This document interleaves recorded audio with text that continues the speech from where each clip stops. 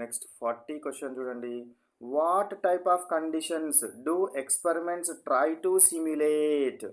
So what type of conditions do experiment try to simulate అంటే ఏంటి అంట? ప్రయోగాలు ఎలాంటి పరిస్థితులను సృష్టించడానికి ప్రయత్నిస్తాయి? ప్రయోగాలు ఎట్లాంటి పరిస్థితులను సృష్టించడానికి ప్రయత్నించడం జరుగుతుంది? Natural process under controlled conditions. ప్రకృతిలో సహజంగా జరిగే పనులను ల్యాబ్లో మన అదుపులో ఉండే విధంగా సృష్టించి పరీక్షించడానికి ప్రయోగాలు ప్రయత్నిస్తాయి.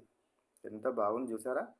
So what type of conditions do experiments try to simulate అంటే ఏంది అంటే మనకు అంటే ఎలాంటి పరిస్థితులు సృష్టించడానికి ప్రయత్నిస్తాయి అంటే ప్రకృతిలో జరిగేవి ఏవైతే ఉన్నాయో కంట్రోల్డ్ కండిషన్స్ లోపల మన అదుపులో ఉండే కండిషన్స్ లోపల ల్యాబ్లో ఏ విధంగా జరిపిస్తున్నాము అనేది ఏంటిది?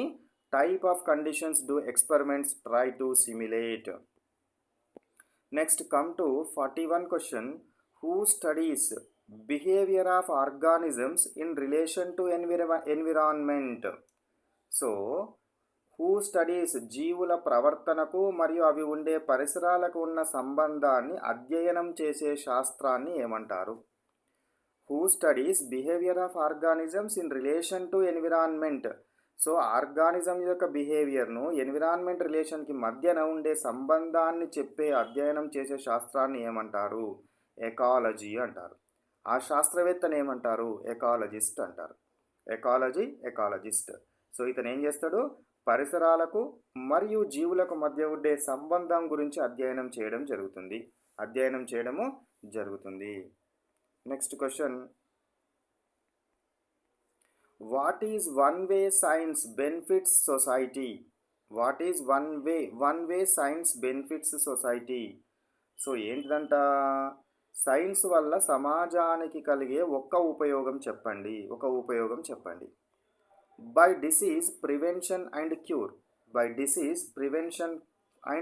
క్యూర్ అంటే ఏంటిది?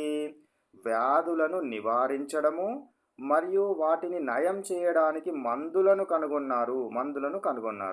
ఉదాహరణకి సైన్స్ వల్లనే మనకు టీకాలు వచ్చినాయి, మందులు అందుబాటులోనికి రావడం జరిగింది. సైన్స్ లేకపోతే మనము ఇంత పెద్ద జనాభాకి మనము మందులను అంటే న్యాచురల్ సోర్సెస్ ద్వారా వచ్చే మందులను మనం ఉపయోగించలేకపోయే వాళ్ళము.